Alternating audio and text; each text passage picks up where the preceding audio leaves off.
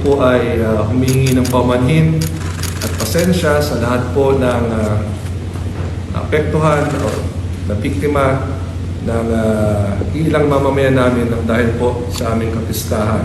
At isa nga po sa talagang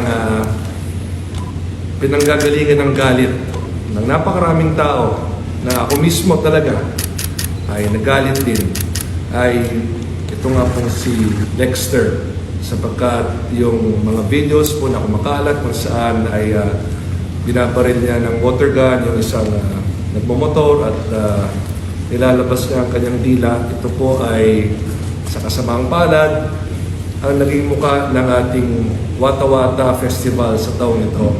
Ang kanyang ginawa ay nakakasira sa imahe ng lungsod ng San Juan at ganoon din sa ating Wata-Wata San Juan Festival at sa kapistahan ni San Juan Bautista.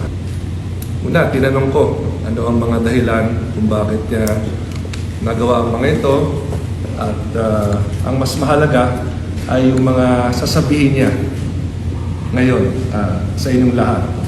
Lahat naman po ito ay kanyang sinangayunan at kasama niya ang kanyang lola ngayon, nandito rin po. So, Dexter, tari ka ng magsalita. Sige dito, Dexter, puro mo dito para marinig ka nila. Noong una po nagpapasensya po ako sa amin ngayon na sinagawa ko po. Dahil po sa akin, parang sira pong San Juan po. Lahat po humingi po ako ng paumingi sa inyo sa mga sabi ko po sa inyo. Lalo na po sa rider, humingi po ako ng tawad po sa inyo at gusto ko po kayo makita sa personal din na gusto ko po sa inyo humingi ng paumanhin po.